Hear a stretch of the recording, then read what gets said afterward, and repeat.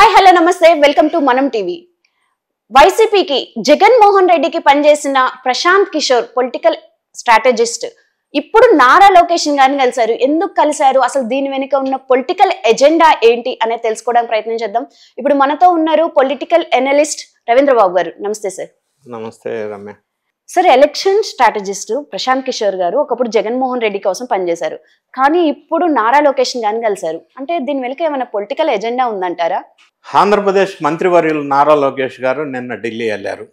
ఆంధ్రప్రదేశ్కు సంబంధించి పెండింగ్ ప్రాజెక్టుల నిధులు సమీకరణ కోసం కానీ, రకరకాల ఆంధ్రప్రదేశ్ డెవలప్మెంట్ కోసం ఫండ్స్ ఇచ్చే విషయంలో కానీ అందరూ మంత్రుల్ని కలవటం కోసం ఆయన ఢిల్లీ వెళ్ళారు.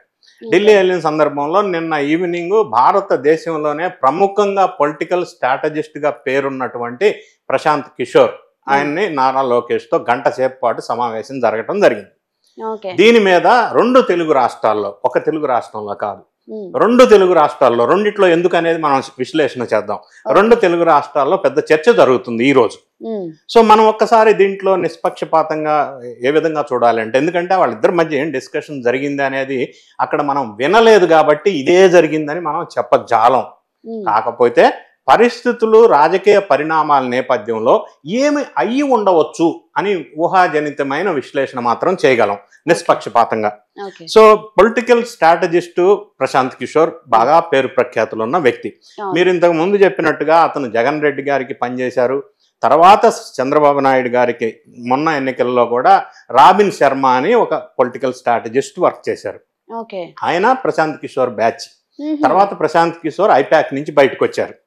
సో మీరన్నట్టు ఆయన ఏ పార్టీకి పనిచేసినా కూడా it is his profession. Political strategist అనేది ఆయన ప్రొఫెషన్. చార్టెడ్ అకౌంటెంట్ ఎట్లానో అట్లా. సో ఆయన స్టాలిన్కి పనిచేశారు, మమతా బెనర్జీకి పనిచేశారు, కేజ్రీవాల్కి పనిచేశారు.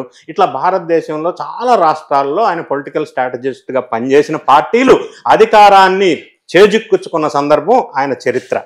అయితే ఈ మధ్య కాలంలో జరిగిన సంఘటనల వల్ల ఆయన పొలిటికల్ స్ట్రాటజిస్ట్ ఐపాక్ ఏదైతే ఉందో దాని నుంచి బయటకు వచ్చి బీహార్లో ఒక సొంత పార్టీ పెట్టుకున్నాడు, రాజకీయ పార్టీ, జనస్వరాజ్ అనే పేరుతో.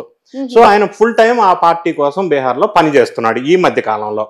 అయితే ఈ లేటెస్ట్గా 1 వీక్ 10 days బ్యాక్ బీహార్లో ఈ నిరుద్యోగుల గురించి ఒక పెద్ద పోరాటం కూడా, ఉద్యమం కూడా చేశారు. ఆయన కొంత మైలేజ్ వచ్చింది. రెండోది, బీహార్ ఎలక్షన్స్ ఈ 2025 ఈ రన్నింగ్లో ఉన్నాయి. కాబట్టి ఆ వచ్చే రాబోయే ఎలక్షన్స్ లో ఆయన పార్టీ ఏదైతే పెట్టాడో సొంత పార్టీ, దానికోసం ఆయన పని చేసుకోవాలో ఫుల్ టైం. ఎందుకంటే ఆయన ఇప్పుడు ఆ రూట్ అంటే గోల్ మార్చుకున్నాడు. ఆ విధంగా ఆయన పని చేసుకోవాలా. గతంలో ఆయన అన్ని పార్టీలకి పొలిటికల్ స్ట్రాటజిస్ట్ గా పనిచేశారు. అయితే ఇప్పుడు ఈ నారా లోకేష్ గారిని ఎందుకు కలిశారు అన్న విధానం అన్న విషయం మీద రకరకాల యాంగిల్స్ వినిపిస్తా ఉన్నాయి. ఒక యాంగిల్ ఏం వినిపిస్తుందంటే, తెలుగుదేశం పార్టీ తెలంగాణలో రీఎంట్రీ ఇచ్చి తెలంగాణలో మళ్ళీ పొలిటికల్ పార్టీ తెలుగుదేశం పైకి రావాలంటే ఏం చేయాలా, దానికి స్ట్రాటజీస్ ఏంటి అనే విషయం డిస్కషన్ జరిగి ఉండొచ్చు అని కొంత విశ్లేషణ వస్తూ ఉంది. దీనికి రెండు రాష్ట్రాలని ఇందాక ఎందుకన్నానంటే, దీనికి కొంతమంది చెప్తున్న విశ్లేషణ ఏంటంటే, అది కరెక్ట్ అని నేను అన్ను, తప్పని నేను అన్ను.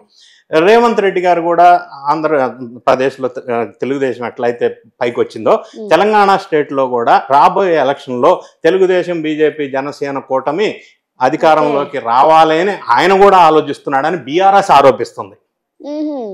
ఇందులో బీఆర్ఎస్ వాళ్ళ అంటే ఆరోపణలు కూడా కొన్ని ఉన్నాయి.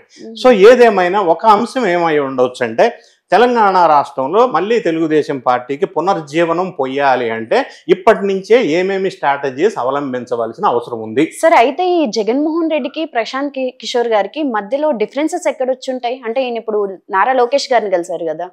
అంటే ఇంకొక విషయం మీకు క్లారిటీ ఏంటంటే, మొన్న జరిగిన ఆంధ్రప్రదేశ్ ఎలక్షన్స్ కి పనిచేసింది స్ట్రాటజిస్ట్ గా రాబిన్ శర్మ అనే అతను తెలుగుదేశం పార్టీకి పనిచేశారు. ఆయన ప్రశాంత్ కిషోర్ టీంలో నుంచి బయటకు వచ్చిన అతను. అయినప్పటికీ హౌఎవర్ 6 months ఎలక్షన్ కి 6 months ముందు ప్రశాంత్ కిషోర్ దాన్ని ఏమంటారు, బ్యాక్గ్రౌండ్ ఉండేసి బ్యాక్ ఆఫీస్ వర్క్ చేసి తెలుగుదేశం ఎలక్షన్ లో గెలవటానికి ఆయన పాత్ర కూడా ఉంది. So he worked for Telugu Desam recent election Andhra Pradesh లో కొంత వర్క్ చేశాడు ఆయన స్వయంగా.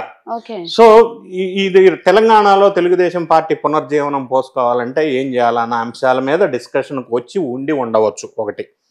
రెండోది, ఆంధ్రప్రదేశ్లో ఆయన కూడా గతంలో మొన్న ఈ మధ్య ఎలక్షన్లో పనిచేసిన సందర్భంలో ఆయనకి సంబంధించిన కొంత పేమెంట్ పెండింగ్ అంశాలు ఏదైతే ఉన్నాయో, ఇప్పుడు ఈయన ఒక స్ట్రాటజీ, ఆయన ప్రొఫెషన్ అది.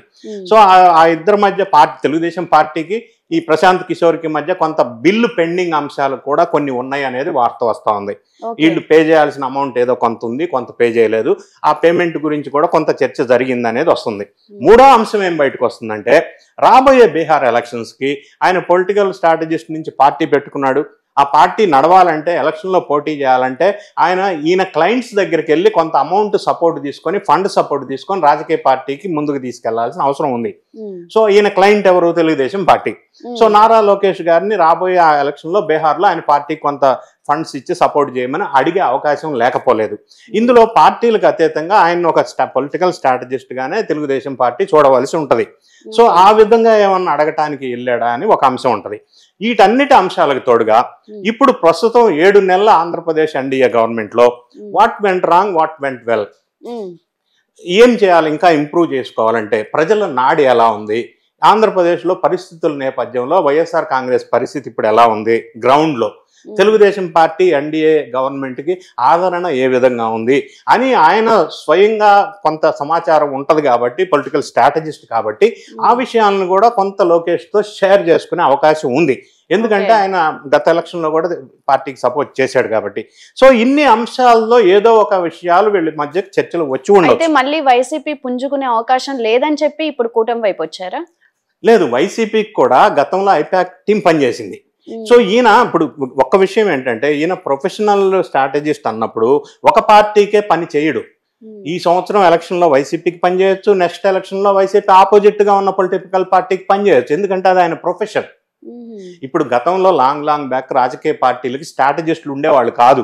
ఎన్టీ రామారావు గారు లాంటి వాళ్ళు, ఆయనే స్ట్రాటజిస్ట్, ఆయనే లీడరు. ప్రజల నాడి వాళ్లే పట్టుకుని వాడే పరిపాలన చేసుకునే వాళ్ళు అద్భుతంగా. ఇప్పుడు ట్రెండ్ మారింది. ఒక పొలిటికల్ పార్టీ ప్రజల నాడిని కరెక్ట్గా క్యాచ్ చేయలేకపోతున్నారు. దానివల్ల స్ట్రాటజిస్ట్ను ఆశ్రయించవలసిన పరిస్థితి ఏర్పడుతుంది. ఈ స్ట్రాటజిస్ట్ ఏం చేస్తారంటే, ప్రజల్లో ఏది కరెక్ట్గా ఉంది, ఏది పాజిటివ్ ఉంది, ఏది నెగిటివ్ ఉంది, ఎప్పటికప్పుడు సమాచారాన్ని సేకరిస్తూ, ఫర్ ఎగ్జాంపుల్ వైఎస్ఆర్ కాంగ్రెస్ పార్టీకి గతంలో ఐపాక్ టీం పనిచేసినప్పుడు కొన్ని టైటిల్స్ పెట్టడం కానీ, వైనాట్ 175/175, వైనాట్ కుప్పం, ఇటువంటి కొన్ని టైటిల్స్ ఇవ్వటం కానీ, ప్రజల నాడిని పెట్టడం కానీ, ఆ స్కీమ్స్ డిజైన్ చేయటం కానీ, పేర్లు పెట్టడం కానీ, ఇవన్నీ కూడా హెల్ప్ చేశారు. సో అయితే మీరు చెప్పిన దాన్ని బట్టి చూస్తే కూటమి గెలుపులో ఈయన హస్తం ఉందంటారు. ఉంది. కాబట్టి ఇన్ని రకాల అంశాలు ఏదో ఒకటి లోకేష్ తో చర్చలు ప్రశాంత్ కిషోర్ చేసి ఉండవచ్చు. Okay, thank you sir. Thank you.